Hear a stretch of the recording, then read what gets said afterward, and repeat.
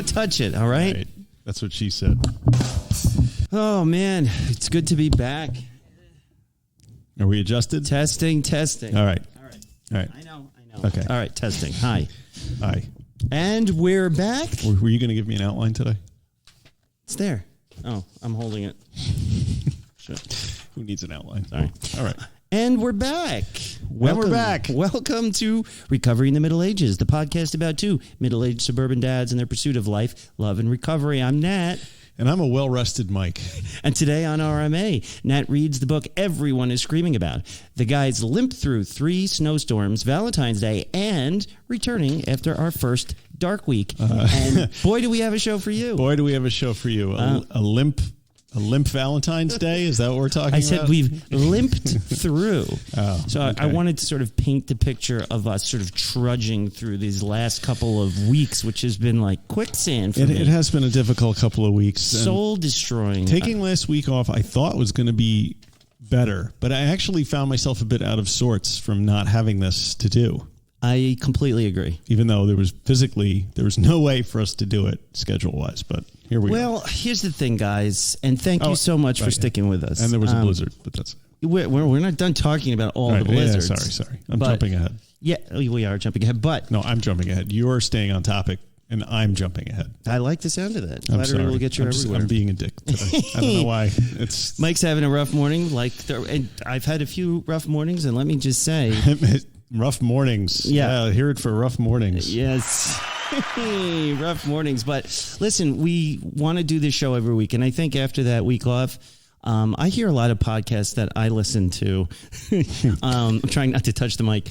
A lot of podcasts that I listen to, the professional ones do things, they call it a dark week. And it's sort of industry lingo for you don't do anything that week. Right. And I believe in it, but my real radio heroes like George Norrie and Art Bell of Coast to Coast AM and those guys and Dopey, it's all about every week being consistent. And that's how I think we envision this. Right. We were like, look, we're not going to get 1 million listeners day one. It's going to be at least 2 weeks. Or day 700, apparently. We're closing in on 10,000, so I'm feeling good about it. But... So I guess I'm more of the mindset now that we got to be consistent. I think it's a good idea to schedule maybe some dark weeks where we are forced to just take a step back because I was feeling a little stretched thin, So this will be a good test to see how we respond. How do we bounce back? Does our audience stay with us? Yes, such as they are. But it is growing. I mean... If we had our shit together a little bit more, we could maybe record extra episodes and have them lying in wait for the time when one of us goes away or does something like that. Because although, it's not, we won't be right on top of the day's events. That's the thing. But, I don't know. Anyway, you guys don't need to know how the sausage is made. Right, but we had a great response from Erin Moore's appearance last week. That was great. We are working on her next segment. We're going to try and do that, I don't know, every 5th episode or something. We're trying to figure out how we want to do it. That one might be about body snatching or something, whatever that means. That could be in the Week and Weird section of the show. But, talking about our listeners, and thank you guys so much for staying with us, we got a great review, which we promised we would read. Oh, right. So I'm going to read it now. From Apple Podcasts. From Apple Podcasts. The title is Recovery on the Road. It is a 5-star review. Thank you. Thank you for doing that. So here we go. Stumbled across this podcast and gave it a listen. Glad that I did. I recently have been commuting for work an hour one way. I feel you, man. I used to do that.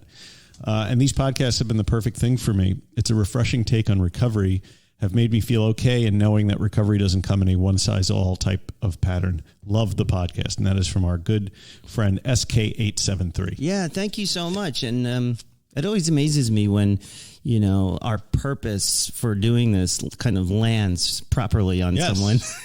like a house like on the Wicked Witch of the West. That's we're just landing on you. So thank you so much for that review, everybody. Come on, give us more. It really helps us get new listeners because the algorithm on Google or podcast on Apple, it takes those things into consideration. Yes. How many reviews you have. So thank you. We even got a question for Sergeant Slaughter. We did. We just got it. And have you been able to track him down, or is he still MIA? Sergeant, he's not MIA. I just haven't spoken. We'll go through we'll talk every couple of days for a while, and then I don't hear from him for a while, and then he just shows up. It's a good question. Yeah. So we have that question, and I am working on getting Sergeant Slaughter to weigh in. So we are looking forward to that. Visit us at middleagesrecovery.com, Facebook, Instagram, Twitter, Spotify, Apple Podcasts, YouTube, and more. Tell us your story. We got a tell us your story also. We did, right? We did. Maybe we read that after the main topic. From Jeff, #1 fan. Oh, yeah. Isn't that the story? Jeff in Tacoma? Yeah, I think so. No. I'm screwing up Jeff's again. Well, we have Merchandise Jeff. Right. We have AA Jeff. Right. And we have Tacoma Jeff. Oh, Tacoma Jeff is different from printing shirt Jeff? Yes. What? So you printed out Tacoma Jeff's thing, but it's actually merch Jeff's. Guys, you see how this screws us up when you all have the same name? Yeah, when one of you guys change your name, please? We only have 3 listeners, and they all are called Jeff. And to get really meta on the whole thing, right? We offered Tacoma Jeff a free T-shirt, and which I don't know if you were thinking that was Merchandise Jeff asking for a free T-shirt, which didn't make sense. He would sense. be printing himself. That's what I thought. I'm like, why does Jeff need to Okay, so every Jeff gets a T-shirt. All right, let's just do that. And thank you guys. No, we appreciate it. And Merchandise Jeff, I have a message for you. I am going to order that stuff. So Tacoma Jeff, don't be waiting by the mailbox anytime soon. It'll be a few weeks. No, I had some financial delays, you could say. But we are in good shape. Cash flow issues, as we call them. My accountant says I'm not liquid or I'm not wet. Liquidy is something. Your accountant tells you you're not wet? I mean, I'm not liquid. Maybe you should try giving him more money. Or I'm not flowing is something. What Woody Allen movie was that? Oh. Deconstructing Harry, maybe. Yeah, okay. Big Woody Allen fan. So we're back in the New York groove. Happy to come back. We are really excited. And I just wanted to say that I was thinking this morning about this podcast and just thinking back, because I feel like I've been so in it, so this gave us a chance to sit back and look at what have we done? What have we done? What evil hath God wrought upon us? And it's really cool. And it made me remember that when I was a kid, I used to pretend I had this little device that had a microphone on it and a tape recorder. And what you did was you could make your own DJ tapes. And I'm not talking like, cool. It's like not one of those. It's like, hey, welcome back to 92.3. Yeah. Or a little echo on that. Buenos dias, la Nueva Omega y Ricky Martin. Yeah. That's good. The Nueva Omega. So I used to pretend, and I wish I could find those tapes where I'm like, hi, this is Nat here, and here's the next song. And then I would stop the tape, play another song, record it, and then play it for my family. This is one step above that. It really is. It really is. Anyway, not a long step, but we're there. Yeah. So I'm very happy to be doing this, and this is my outlet. I am gonna do more meetings, and when I say more, I mean any. What do you mean more meetings? Like AA meetings? Yes. Oh. I know. I loved the AA meetings. I'm starting to miss my time at AA. Well, go. There's plenty of AA meetings. Are there any AA meetings actually?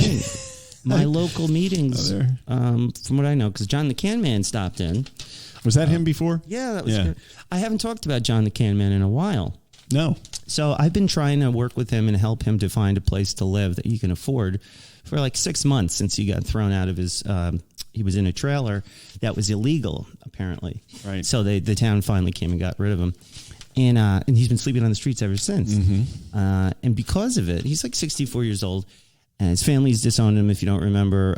John the Can Man, he's a local guy in town. He comes into my store and talks Mets with me. But I got to know him in rehab around the corner from here. So I'm invested in his story. I'm invested in who he is. He's a really good person. He's been clean 9 years. And, wow, good for him. He's just, I'm just trying, I'm looking out for him. There's nobody looking out for him. But I got him connected with youth and family counseling, who he was already connected with, but refused to tell them he was homeless because he didn't want to be embarrassed. And it was like, buddy, these people, that's their job. That's what they do. Right. And so it took him a while to get over that. And because he can live on the street and he thinks he's fine, or maybe he is fine. I mean, he's been doing it. And it's like part of his plan, which was crazy for me because I talked to him about just what we're both doing and what he's planning to do. And when I say, like, where are you going to rest your feet, put your head at night, man? You can't, and he's just like, oh, no, it's fine. The weather's changing. I'm going to be outside. I know where to stay. And, so he can survive and he's still smiling. He's not in like a horrible mood all the time or anything. In any case, so finally he got an apartment and Youth and Family is going to help with his first couple months rent. Great. This is here in town? Right in town. On the way to the train, you make a left at Commander Royal, that like back road. Oh, yes. Yeah, and so he's renting a room there. But I was just very happy for him. And I told him, because I'm on the deacons committee at the church, and we help people like that all the time. And I was telling him, I'm like, just tell me what it is. Maybe we can do a month's rent, but we can only do like one. Yeah. And, but he got it through Youth and Family, which is great. For how many months? I don't know how many months. I don't think he signed a lease yet. Okay. But I think he gets a year. I think he said it was going to be a year lease. But in any case, I'm glad to hear he landed on his feet, sort of. Yeah, and and he's just starting to have all these problems with his legs because he walks 20 miles a day. He does, yeah. His calves are swollen. That's why he was just showing me his new medications. I got this new water pill, and I'm like, that's great, man. Shit. I saw him the other day. He had a much larger bag of cans than I had seen him with in a while. So he told me he clears about $20 on one of those. That whole cart that you see him with. Yeah. He gets about 20-something bucks for that. Yeah. Jeez. On top of Social Security. I mean, if I'm 60-something years old, the last thing I want to be doing is humping cans around town. But I think that's the first thing he wants to do. He works as a landscaper, making like landscaping money. Yeah, when there's no snow on the ground. But he does that plus the cans, plus Social Security. Right. So he's a hustler. He should be able to afford a place, but you need some assistance around here because it's so expensive. But anyway. Ex-crackheads are excellent hustlers. I'm very happy for John to come in, and I think our listeners will be too. So we had Valentine's Day. We did. I don't remember what happened. It was so long ago. But how was your Valentine's Day? It was good. We went out to the fancy restaurant in town. With the recovering guy as the chef? Yeah, very interesting. This guy who is I assume I'll drop his name at some point, and then you'll all figure out where we live, because he was an Iron Chef who won and had a couple restaurants in Manhattan, and then for reasons unknown to me, decided that some town that we live in was the place for him to set up his next restaurant. Yeah. And which is weird on a number of levels. One, I mean, our little hamlet is not really known for its culinary escapades. Starting to be because of them, though. Yeah. And two, like from Manhattan to here, like I don't know. I don't get it. Anyway, but apparently this guy had, he's in recovery and has been since he was 21 years old. Oh, yeah. And ex-heroin addict. And I never ran into him at the meetings locally. Well, now, he has an autobiography out, which I would like to read and discuss. It's got to have an audiobook. And yeah, I think it might. And I would like to have him on, but that would kind of torpedo our anonymity in terms of geography. So we're going to have to talk about that. Anyway, I found it interesting because his restaurant has like Oktoberfest parties and pig roasts and all this stuff involving copious amounts of alcohol. And when the pandemic came along, his was the first restaurant to offer the slushy margaritas in a bag that you'd serve out through the window. But on the flip side, he doesn't allow any alcohol in his kitchen with his cooks or anything. Yeah. And he's very tight with all that stuff. And I'm kind of wondering, and I would really like for him to sit down and talk to us about what it's like to be in that business, the restaurant business. We could get him on as anonymous. Sorry to interrupt. Yeah, no, I mean, the question is, would he do it as anonymous, right? And have to like basically plan all of these boozy events, your cocktail menu, your all this stuff, like as somebody that doesn't touch any of that stuff. I mean, that must be really interesting perspective that he has watching like his his customers get shit-faced all the time coming in there. Yeah, and the famous book that sort of brought the chef addiction stories into the forefront was Anthony Bourdain's Absolutely. Kitchen Confidential. Kitchen Confidential was a groundbreaking, like, here's what's really going on. Mm-hmm. We all knew that chefs were drunks, but we had no idea the drugs and the partying and, the culture that is so poisonous. Mm-hmm. And I think it ultimately killed Anthony Bourdain. Well, in the long run. I mean, Tony was sober from opiates for quite a while, but he was still, drinking here and there. And who knows? He also suffered from major depression. That's just the stuff they showed on the television show. Right. Think about that. Yeah, that's it's like true. You see one rat in the New York City subway, there's a million. Well, it's funny because the anniversary of his death was coming up, and I stumbled across an interview with one of his personal assistants who is now sober. Quit alcohol, quit everything. That's a book we should do. Kitchen Confidential. I've never read it. Yeah, I'm a huge Anthony Bourdain You've never fan. read that book? You really have to read that book. Okay. It's something. I'll get the audiobook. But anyway, so I'd like to have this guy on at some point. So you ate there, though? We ate there. The food was fantastic. Yeah. It's not cheap, but it's a really... It's what we consider haute cuisine. Yes. Which means high en français. Yeah. It was très cher. Très cher. Yeah. But good time, Good time was had by all? Yeah. We had a good time. We went to the other... Where'd you guys go? The other fancy restaurant. Oh, that's right. Mm-hmm. It's got like 4 tables, and then the chef's like, it's a really nice Italian place. I had no idea how expensive it was, though. But it was on Valentine's Day. Imagine how expensive it would be if you were drinking. Well, and that's the crazy, because my wife had a glass of wine. I ordered a bottle of Pellegrino, but it was this fancy Pellegrino. It wasn't Pellegrino. It was some other off Italian brand. Like, looks like it was shipped in a wooden crate with hay from Rome, It's Nellogrino. Something. Right. But we had a great, my wife and I have not had, like most parents, we haven't had a lot of time to be together and to go out. And it's just been, especially with the pandemic, we're all home. We're all losing our fucking mind. But it was really nice. And we had it's like we had an adult conversation. Yes, that's always pleasant. And it's one of the first times we've been out since the pandemic has happened, just the two of us. Maybe the only, And it was really nice to just sit back and to look at, what we've accomplished, what we've got, because we've been through a lot together. Right. And it's just nice to sit back from the top of the hill and say, we made it through that. Right. And it was worth it, and we're better people for doing it. And, look, we have a lot of work to do, the two of us, but we want to do it, get back into, maybe doing some therapy. I would love to go back to therapy. I've been talking about that lately. Actually, I was just talking to Jed from Church and Other Drugs, because he just did a show where he came out to tell everyone that he admitted himself to treatment, not for drugs, but because his depression, he felt like, was getting out of control. Oh.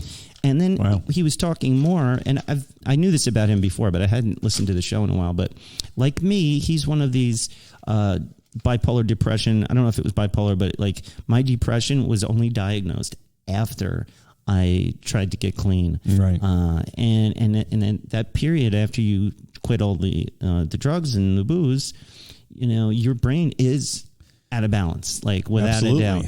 And so if I had even a little bit of bipolar before, a little bit of depression, now it was very pronounced. It caused me to continue to relapse because of it was one of those things. So they died the last time I got clean, which was the final time. That's when I went overboard on meetings, outpatient meetings that I had to go to, therapy, individual, and the psychiatrist at this facility prescribed me like 4 different medications. They prescribed me trazodone for sleep, Campril for cravings, naltrexone for cravings, and I was taking Depakote for bipolar, and I was taking Prozac. Okay, that's like more drugs than you were taking when you were doing drugs. It is. But let me tell you, that's the final. That was the final time for me. Right. I mean, I am not perfect, and I am long from perfect, and I'm not done with my recovery. Right. And I'm on the fence about whether or not that ever ends. I think the drug recovery part does end. Yes. And then it really moves into recovering your life. Yeah. I mean, and that's what we're doing now. We're trying to improve our quality of life. We're not like nitpicking, little things. We look at them when we do our 10-step inventory, or if anybody does it, where you look at what you did good, what you did bad, and then clear out your inventory. So that, as they say, is that. So also, I hope Jed is okay. I hope Jed is okay. Yeah. So he is. He sounds really good. He's a bounce backer. Good. He's in the industry. He knows He's in the biz. Talk. He's a great dude. Yeah. And all right, let's move on.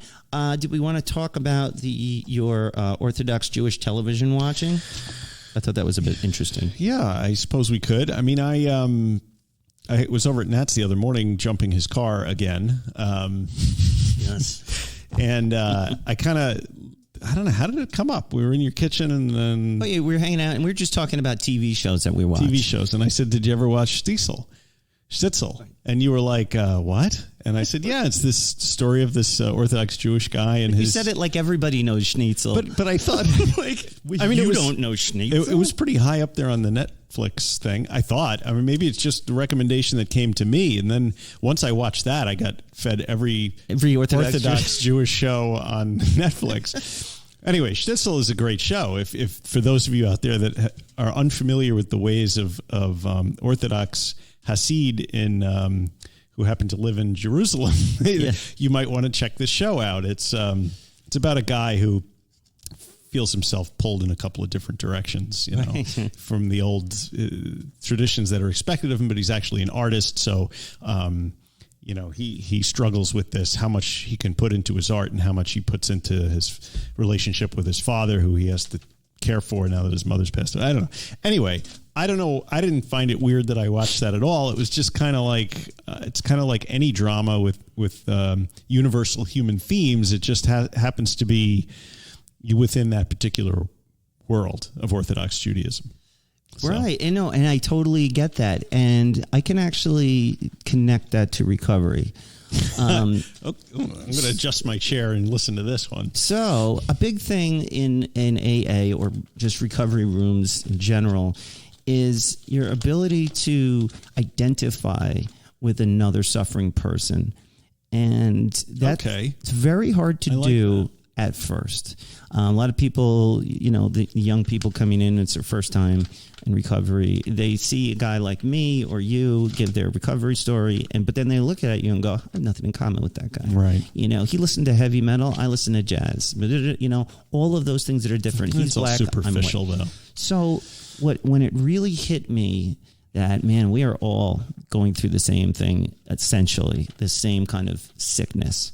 And it's put very, very succinctly in the big book at the very beginning when Bill is saying that, what brings us all together in AA, it's sort of like when a ship crashes and all of the passengers are in a lifeboat and you have escaped the sinking ship, that feeling, that camaraderie, where it's the ship's captain sitting next to the janitor, sitting next to the rich guy, sitting next to the guy who works in the boiler room, but you all just escaped this sinking ship, and that's the feeling, that's the camaraderie that Bill wanted to project to us, that all of us sitting in these rooms or recovery in general, like we have that same camaraderie. Yeah, and everybody's sitting in the lifeboat getting along until the food runs out, and then you have to eat somebody, and then I don't know how you figure out who that is. Until the latkes and whitefish salad runs out. And so... But, I think it's even bigger than that, though. It's not just like... I mean, there are certain things that all human beings share, this idea that we've got a good 70 or 80 years, and then we die. Everybody's in the same boat. Nobody gets out of here alive. Sure, you can. None of us gets out of here alive. My father. But what I found is it's a lot easier to identify with the suffering of others once I had removed sort of the veil of of alcohol or substances that I could see what's the word namaste mean, right? Or namaste. It's like I see the divine light in you as you see it in me, right? I mean, it's realizing that we're all just spirit souls, man, on this journey together. Yeah, and taking that to the next logical conclusion, we are all fractals of the God consciousness. You, me, within each one of us, they're different shards of the same hologram. Right. And once you learn to see not just yourself and every single person, including your worst enemies, including the people you despise the most, once I came to like the epiphany that we are all just a fractal of the God consciousness. We are all almost pieces of God, incarnations of God that are experiencing the different things in the world that it created so that he can experience it too, or she, or the God being. So we really are all one. And the sooner I came to the conclusion that when I'm looking at you, I'm looking at me. Right. And that boils it down to do unto others. Of course. So it all boils down to that maxim. Right. Do unto others because as you would have do unto you, because others are you. That's right. Right. So that's why one way I've been moving past a lot of the former, I got in some political disagreements over this past couple of years with a few close friends and family. And what we're doing now is, I mean, we're not pretending like it didn't happen, but we are looking now because none of us wants to like get rid of the other person. Right. Like, we love each other. We're family or we're friends. And so it's almost like we all came to this, not all of us, but me and, the people in my life had said like, you know what, there's more that unites us than that divides us. And, and seeing past that. So I think that's going to be the unexpected consequence of this practical civil war that we just went through is now that it's gone, thank God, we're seeing each other for not the differences so much, for what's similar. And that's my hope more than anything. Well, recognizing the similarities in other people is kind of your basis for where you start conversations. It's, politics is bullshit. It's, It is. And we're doing pretty good here. 20 minutes. Are we? Fantastic. Yeah. I wanted to talk about many hobbies, not enough time. Yeah. Because you said that one week and a couple times, and I'm the same exact way. I'm lurching from thing to thing. Like I've recently reignited this passion I've had for photography. So I'm running around taking pictures of birds and seals and shit. You take amazing pictures, dude. Like my whole family was looking at that one you sent. I was like, holding him, like, did you see this? And Christine was like, oh my God, I've never seen a blue jay like that.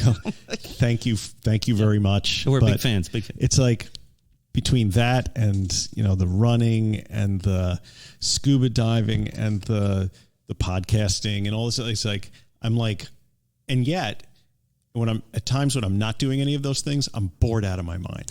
Yeah. So I feel like I need to fill up this space with stuff all the time. Why do I feel that way? How much of that is you don't drink anymore? I'm definitely doing way more of stuff than when I was drinking. Yeah. Like, because I have time, because I have mental room in my head that I'm not using to think about alcohol, right, and moderation and doing all those things and planning drinking and everything. Right. Plus the fact that there is a lot more time because we're in the middle of a pandemic. But so I don't know. Like I found myself even looking at like more hobbies. Like I'm like maybe I don't have enough. Like I was researching something yesterday and then I forget what it was, but I was like, you know what? I do not have time to do that too. You know? And plus, I'm a dad. I have kids and they have, And your wife is like, were you doing anything? Or is everything the kids and all your hobbies? Yeah, exactly. I'm going through that same exact thing. Because I think you and I are the guitar was the other thing. The guitar. Like I started playing the guitar because, this is your fault because Mike plays the guitar. You were playing the guitar long before I was. But I was pretty, something like that. But but I was dormant. But I'm the same thing is happening to me, and it's, I think, a danger. The way I see it is it's great. Like I'm doing the same thing. Like I'm hobby to hobby. I'm reading. I'm reading a ton of books, like constantly working on the podcast and the stuff with the kids and my store. I'm actively like doing that. On top of that, I have a couple of side businesses that I'm, working on. I'm doing some marketing consulting that I'm picking up a little bit more of, and my guitar, I started playing that again. And I'm like, it's this attention deficit disorder type of thing that I'm dealing with. So I think what my resolution to this is going to be is, all right, pick a few things to concentrate on for the next month. And that's basically what I do. I will get super into something for like 2 months, and then I'll do something else. So that's how I'm kind of managing I don't know. it. I'll work on my movie script next month. Yeah, but I'm like that too, to a lesser degree, I think. But I'm trying to go deeper instead of broader. You know what I mean? So picking the things that are important, but the problem is I like all of the things. Right. So like I'm not magic sure tricks. which ones to like. I love exercise. card tricks, Yeah. and that's one of my little hobbies, and I pick that up. So anytime I'm not, doing one of my other things, I'm doing little card maneuvers and trying to, it's like a fidget type of thing. Yeah. But you know what though? Like this is way better than like just sitting around drinking all the time, you know? Like I'd rather be too busy with this stuff than not busy enough. It's just maintaining that balance. Yeah. That's the hard part. Keeping the balance. Yeah. Maybe that's something we'll dive into a little more in another show. I think I think a lot of people in recovery who are parents are probably because if you're a parent of young children, you have to be alpha. Like you have to, you have your partner helping, but for me anyway, I had to be on to be the dad I want to be. Right. And so that takes up a lot of my time, but that I love. But it's a lot. So yeah, balance, and maybe we could do a show on, a way that we can help manage our hobbies and organize ourselves. I could really use that. So yeah, I wrote here, too many hobbies, jack of all trades, master of fun. Right. But it's fun. Yeah. I do like taking pictures of animals. Yeah, I love taking it. But now is a great time to move on to our main topic. Did we have a main topic? No, you wrote on the outline. You said like, Nat, what's our main topic? Put something here. Is it you're right? Is it the heroin use guy? Right. So yeah, and what I did was I read Dr. Carl Hart's much anticipated and reviled book. I certainly revile Drug Use for Grownups. Yeah. I had to read this book. I had to because I hold myself out there as open-minded.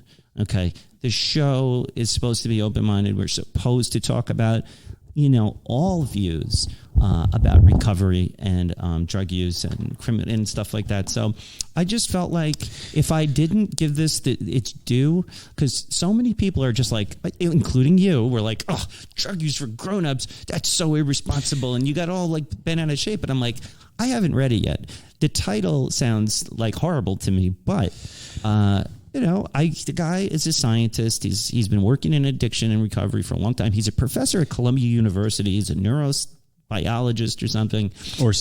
Yeah, it's a biologist. It's a neuroscientist. I can't remember which one. Should we explain to the people what his thing is all about? Well, yes. And the way I'm going to do that, because full disclosure, I have not read this book because I'm taking too many pictures of seals or something. But nor do I feel like I particularly need to read it. But well, what I learned is that. I'll just give you my brief to give you the overview that I took away from it. Okay. And it's hard for me because it's a complicated thought that I have about this book. Now, first off, the title is completely misleading and disingenuous. It was definitely just done to get people to talk about it. Because it's not drug use for grownups. It's not like a how-to. I thought I was going to get a how-to guide on where to get the good stuff, how to put it in your body, how to hide it and pay for it. All right. Whoever wrote that book would make a fortune. Yes, but this isn't that book. What this turns out to be is actually a quite poignant discussion or, book about racial justice with in, addiction, and basically how the war on drugs is, really just a war on people of color and poor people. And he's not wrong about that. I just what he is wrong about is what I think is wrong, but I can't even say he's wrong because it's him. How can I tell him he's not using, heroin like an adult? If he says it, I don't know him. But he's setting a great example for his children. Basically what he says is that, before I read some of these articles that I got on it, what he says is that, drug use is not the problem. In fact, drugs are great. Drugs are good. They make you feel good. They make me feel good. The fact that they are illegal is strictly a money grab, racist thing, and it's only done to subjugate us and to keep us, in jails and stuff like that, and that it's actually really good. And not only that, but he also says that most people who use drugs we don't hear about. Most people who use drugs are just doing it casually. Their lives are fine. How does he know that? Well, anecdotal evidence, and that's worth something. So here's the problem with his assertion, and I will stop talking in a second. Here's his problem. It's like he did studies to prove his theory, and what really went on is he did some very controlled setting drug testing studies, because he's the scientist. He gets the pure stuff from the government. That's where he gets his heroin from. Yeah. Oh, yeah. He's a research scientist, and so he's just researching on himself after work. Yes. Okay. And what he's saying is, what a scam! I got to give it to this guy. He says that that basically what he sees in the lab is all positive results. And as a scientist, yes, I'm telling you, as a scientist, he was not using at the time, and he said, after seeing all of this great data, he's like, I got to try this. And he goes over that toward the end of the book. It's at the very end, he actually talks about his own using. The rest of it is criminal justice reform and racial justice and misperceptions of drugs and why the government, made marijuana illegal in the first place. And it's a lot of that stuff, which is all true, and I agree with it all. Yes. What I don't agree with is that the results he got in a very limited study, even if it was a couple of limited studies, still don't even remotely approximate what we're getting on the street, what the people are actually doing, what really happens to their lives. Yeah. And, maybe everything I have is anecdotal too, because it's my life. It's people I know who died. It's people I know who lost everything. And it seems very naive of him to actually buy what he's selling right now, because it just does not add up to me. Well, Dr. Hart's getting high on his own supply, which is one thing you should never do. He's not incorrect about the effects of the drug war, and the fact that marijuana was originally criminalized because of the fear that black people were getting with white women, and is that whole business. And then, it's all true. And then Nixon in the 70s, when he started the war on drugs and developed the DEA, his stated reason for that was because of what was going on in the black communities and stuff, and it was a deliberately targeted attempt to suppress black votes and stuff. But so you can agree with all of that structural framework and all of that analysis, and maybe some people out there don't agree with that. I don't know. It seems pretty clear to me from the statistics. I was a sociology major and I studied this stuff to some degree in college, but not a neurobiologist. I'm not a neurobiologist, but then again, I also don't come home from work and do heroin to relax in front of my kids. So there's that. But you can accept all that framework, right? But reject Dr. Hart's conclusion that maybe we should all just sit around and do whatever we feel like it. Which okay. I guess if your social responsibility begins and ends at your front door. So really, Dr. Hart is like a libertarian at heart, isn't he? That's what I wanted to say. Yes. It's very libertarian. It's Second Amendment rights. I was surprised to see or maybe not surprised, that he's an avid Second Amendment activist. It's not surprising. It squares with his overall view. There's nothing wrong with that. No, there isn't. I love the Second Amendment. I just took my son shooting last weekend. I probably should have talked about that. Yeah. You took your son shooting. Cool. Yeah. So, okay, Second Amendment, great, but...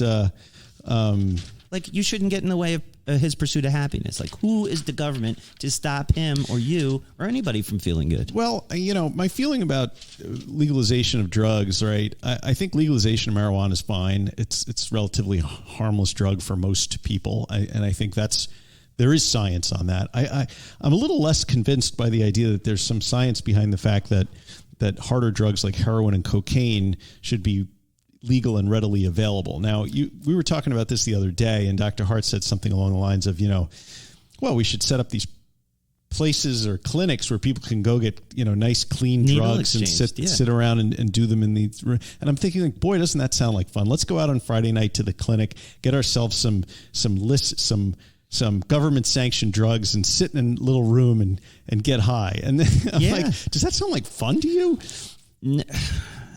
No, but it sounds like something that you need to do. So I have to think back on when I was in at my bottom for. I'm sorry, we're not talking about harm reduction here, right? He's this is a recreational thing. This is like something you should be able to do for fun, right? He points to like Amsterdam, and there's I forget what the Amsterdam's a mess.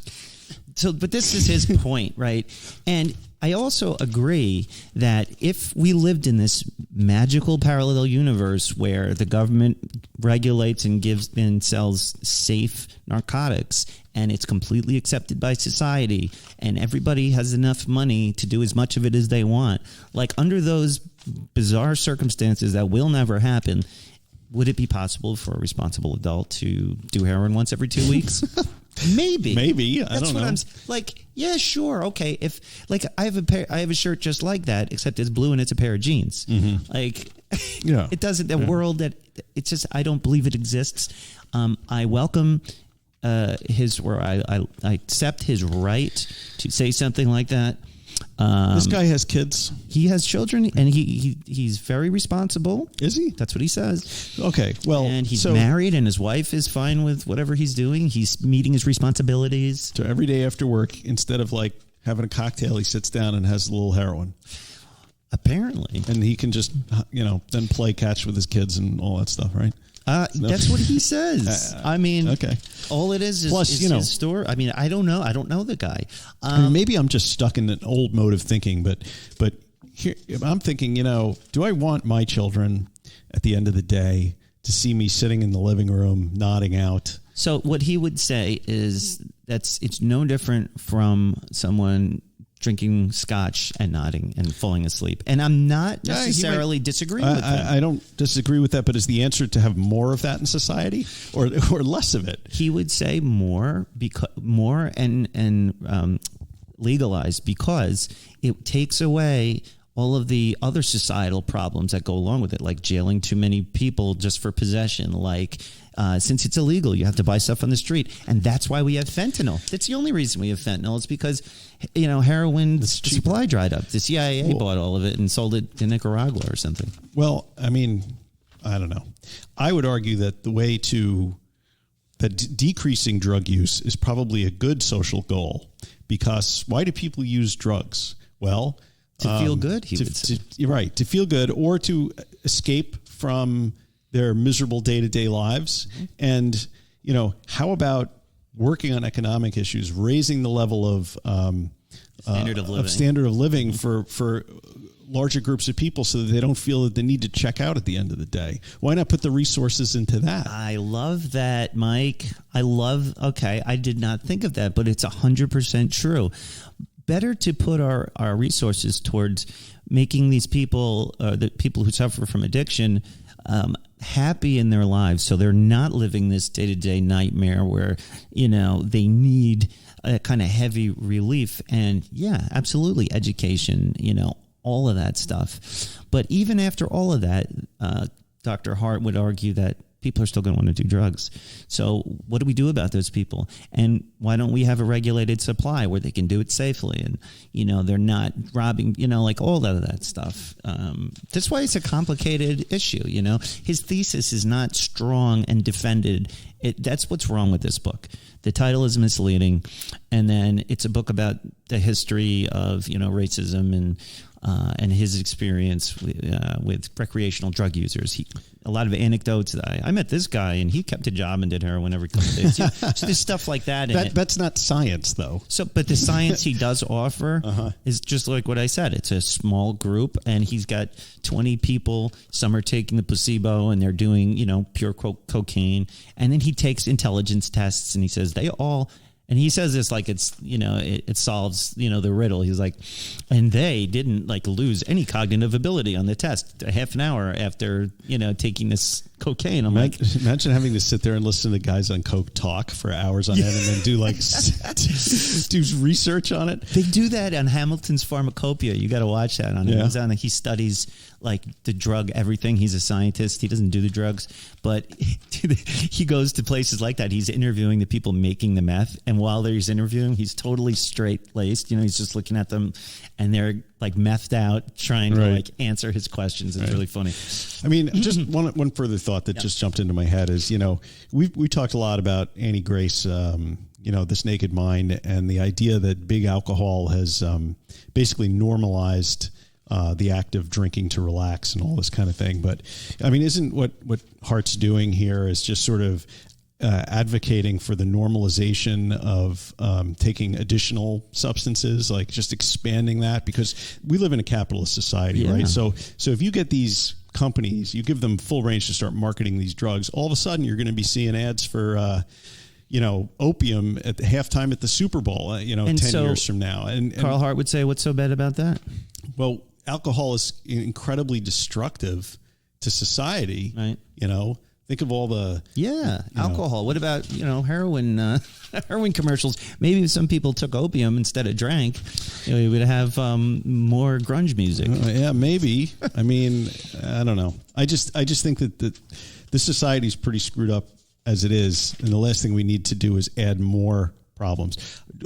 I agree that drugs should be decriminalized. I agree that maybe certain drugs should be legalized, but I don't know. That is a Pandora's box. Well, yeah, and alcohol is the thing that is legal, and you can see what it's done to society, and you can look at it, and you can think, do we really want more of that? Right. And, I read this really good article on NPR about this book, and the article is called Drug Use for Grownups Serves as an Argument for Personal Choice by Nicholas Canariato, something.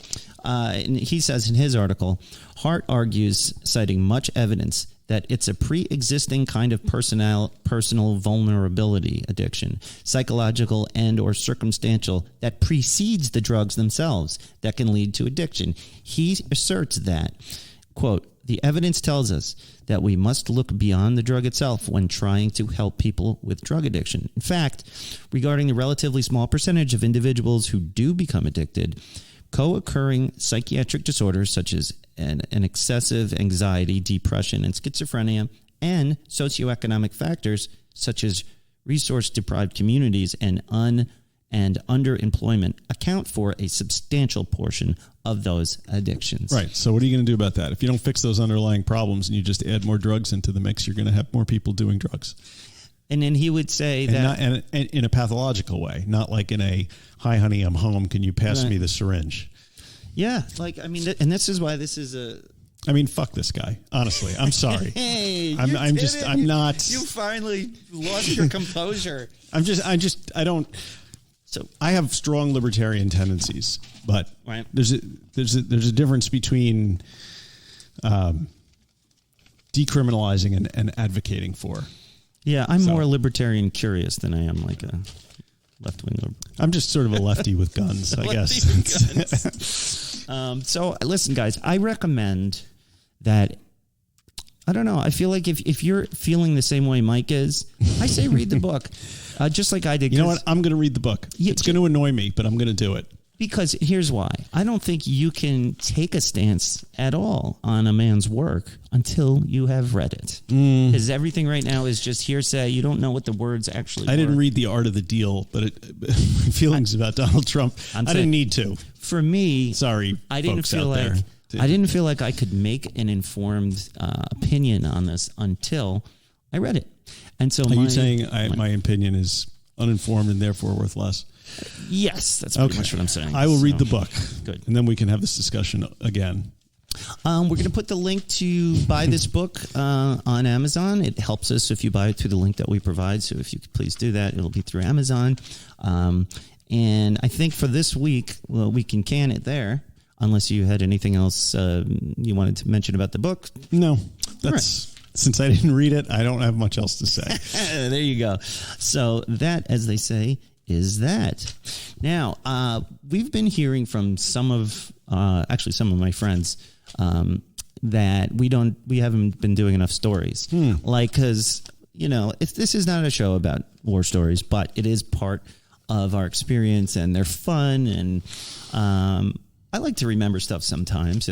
Sometimes I get PTSD and I shake and, sob. But when I'm not doing that, sometimes it's nice to go back in memory lane and think about that. So our brand new segment, we're going to need music for this. Story time.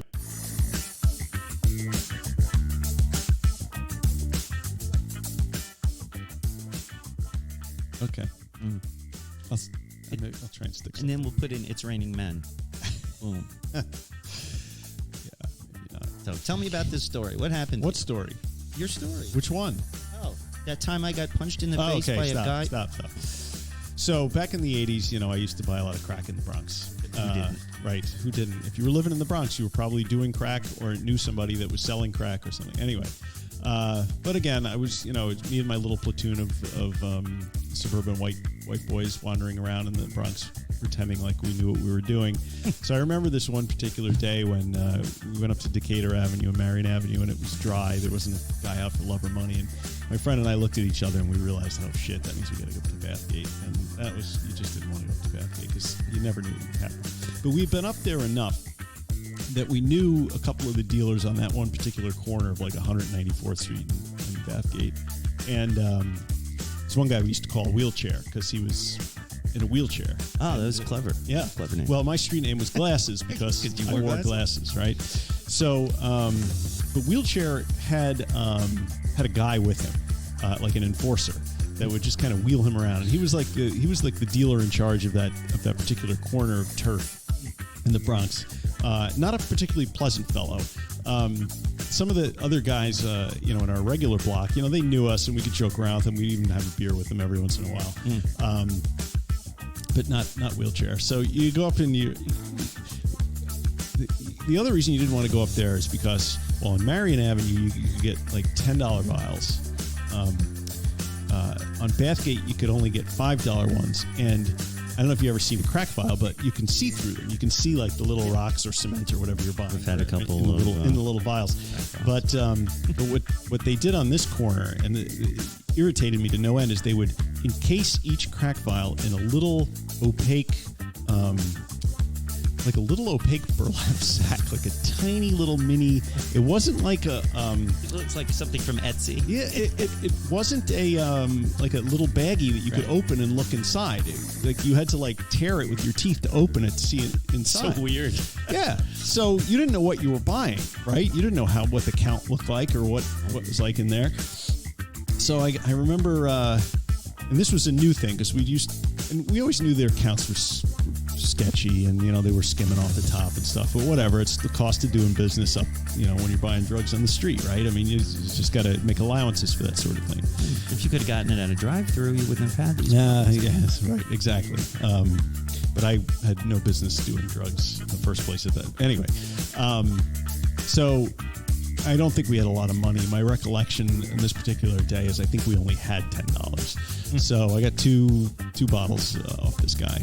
And tear open the first one, walking away down the street. I tear open the first one. I look at the thing, and it's this measly little fucking rock in there. Like it's just a sad little lonely rock. That's the worst. Wouldn't even like and I'm thinking if the other one is like this, it's like, this is going to Short suck. night. We're going to have like 20 minutes, 20 seconds of being really high, and then we're going to have to go rob somebody or something. So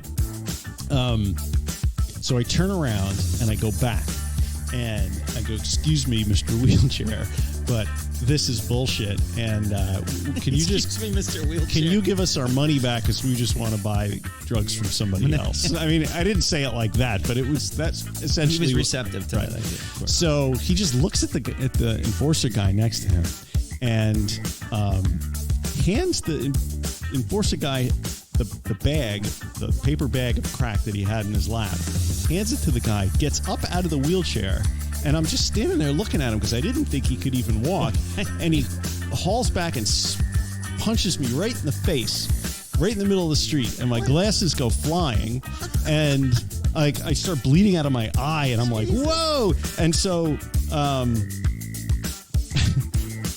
I just kind of back up and, I had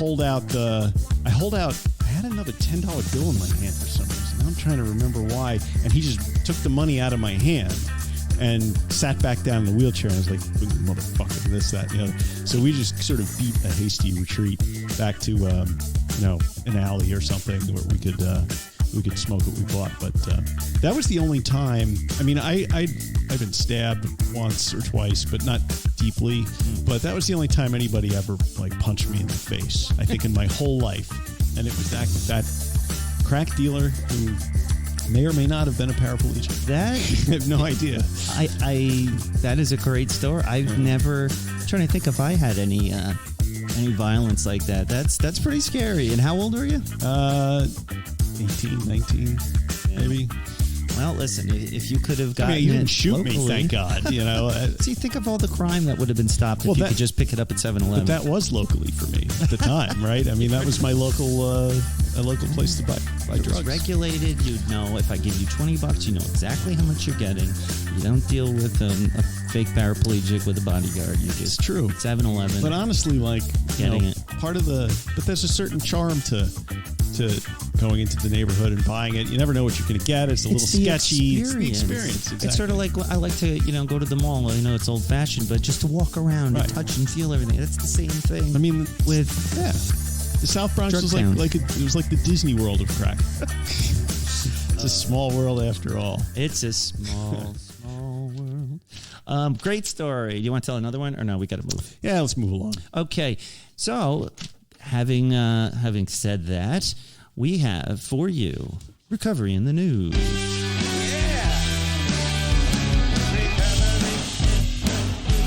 So you missed that theme song the week we were off? I bet you did. I meant you, Nat, not the listener. So this week we have a article from The Independent, which I believe is a British publication, as the story that I'm about to discuss took place in Britain, or this study. Anyway, the title of the article is Taking MDMA Could Help to Treat Alcoholism, Study Suggests. So over in Bristol, which I assume is in the UK, 14 people with alcohol problems, they didn't define exactly what that is, were given a controlled amount of the party drug, also known as ecstasy, during 2 psychotherapy sessions.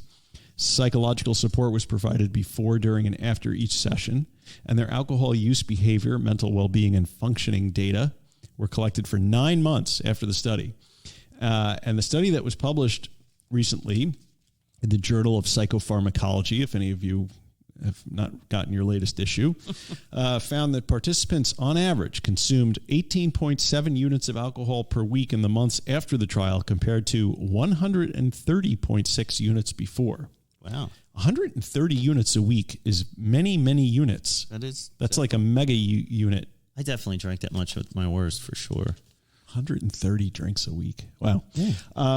Easy. So the authors of the study believe that patients with alcohol use disorder usually have a past history of psychological trauma and have become dependent on alcohol as a form of self-medication. That's straight out of Dr. Mate's idea, or the thinking that, people who suffer from addiction trauma have some sort of, or addiction have some sort of trauma lurking around in their background. Sure. And what supports that theory is that that the MDMA manages to suppress a region in the brain known as the amygdala, which gives patients improved ability to process negative memories, which is how that all works. So the researchers concluded the study demonstrates MDMA-assisted psychotherapy can be safely delivered, is well-tolerated, and has the potential to enhance and intensify the psychotherapeutic process in treatments of patients with alcohol use disorder. So what do you think about that?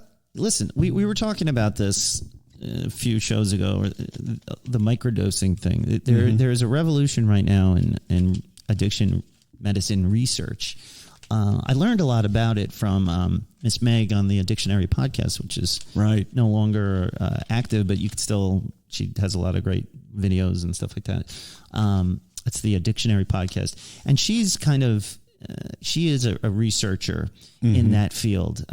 She's a clinician, I think, and she also, whatever degree she was getting, involved in research. So her shows, she would talk about that, have guests on, people who are like breaking, new ground on ketamine for PTSD, and MDMA is another drug that is starting to be finally explored again as far as medicinal purposes. I think I like this. I think anything that can help people drink less, that's a controlled, doctor relationship scenario, I think is worth at least trying or testing out. Yeah, I would point out that the other thing that I was encouraged by reading this is that the study was considered a success, even though people were not abstinent. That they had just reduced their drinking to 18 units a week from 130. That was still considered a successful result. Yeah. So you get the same numbers you get from Vivitrol, which is also naltrexone. For people, it was originally developed, as we talked about before, for alcohol use disorder, and I've used it with success. It helped me get my cravings away. I never did a lot of ecstasy. I remember one time at a Dead show in Hampton, Virginia, I took a couple hits of acid, and then some hippie with a beard and a dress poured a bunch of white powder in my hand, told me it was ecstasy, and told me to eat it. How come that never happens to me? Well, and I did, and you did, and I did eat it, and I don't know what it was, but I had the weird experience about an hour later, standing on the floor while Jerry was melting my mind with the first Dark Star since 1983. That my head was hovering above the rest of my body and sort of slowly rotating. So I don't know what the fuck it was, but it was great. Sounds good. Yeah. So could that work for reducing alcohol intake? Yes, yeah, if sure. done properly. Yeah. I think it could. All right, so that is cut. Recovery in the news. It is recovery in the news. And that brings us to this week in Weird. The Perseverance rover successfully lands on Mars. To the relief of scientists at NASA and the delight of space enthusiasts around the world, the space agency's Perseverance rover has successfully touched down on Mars. The craft's 7-month-long journey to the Red Planet, which began back in July when it left Earth, culminated this afternoon with a harrowing landing sequence dubbed the, quote, 7 minutes of terror, due to the complexity of the maneuver and NASA's inability to communicate with the rover during the process. Fortunately, the white-knuckle moment came and went without any major issues, sparking celebration from the Perseverance team at NASA's Jet Propulsion Laboratory. Having arrived on Mars, the rover will now begin what should be an enlightening 2-year-long mission exploring the Jezero crater, looking for signs that life may have existed on the Red Planet in the distant past. This is so exciting. It's very exciting. I love this stuff. I hope they go investigate the face and the pyramid and all that other stuff. There's a lot of stuff on Mars that looks very man-made from at least a telescope view. Grids and structures. There's definitely ancient life on Mars. I'm going on the record right now, 100%. There's even not only going to be ancient life like fossils, they're finding ruins, like guaranteed. You think? There's a pyramid near Cydonia. If Google the pyramid on Mars, it's right next to Cydonia, which is where the face is. The face is in an area called Cydonia. Next to Cydonia. That was in Arizona. It's sort of the same thing. That's Sedona. But yeah, the same kind of people. But listen, man, just the fact that NASA is even saying they're looking for distant life, for any kind of life, is amazing. Well, I mean, I think the rovers, it's funny, you think about it, like you would think, well, they've sent so many rovers, how come they haven't found life by now? But a rover is about the size of the table we're doing this podcast on, and Mars is about the size of And there's water. Earth. There's water on Mars. NASA says they found water. It's at the poles. You can see them. It's like ice caps. Listen, where there's water, there's life. Not only that, but scientists have discovered that there is a residue all over Mars. I forget what the name of the chemical is. Probably.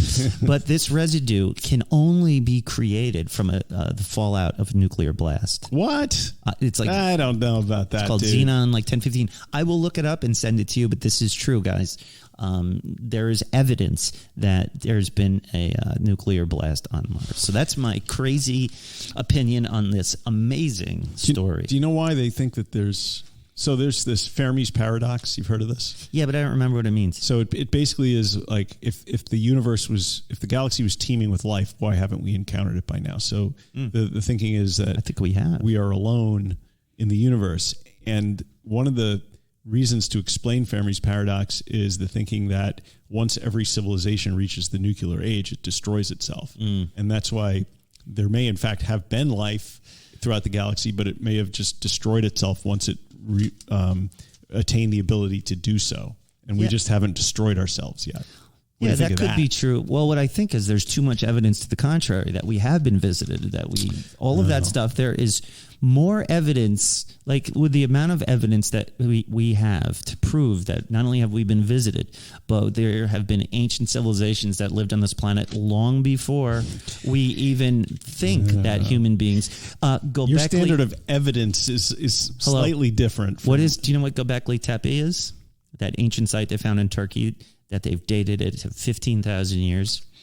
No. And it has carvings on it, and it's like clearly there was a civilization there that could do that. So our knowledge on ancient human life is not correct. And part of that is because the crustal movements on the Earth, the continents moving around because of the surface, and it subducts, and the subduction and the oceans and all of that. So I'm a bit of a skeptic. Okay, well, I will send you the proper crazy news. Not that I'm in the business of promoting other podcasts, but if you listen to Elon Musk's most recent appearance on Joe Rogan, they have a long talk about this. And Rogan is a big proponent of the fact that we've been visited by aliens, but Musk is a bit more skeptical. Yeah, except that Musk is the one actually sending spaceships around to find it.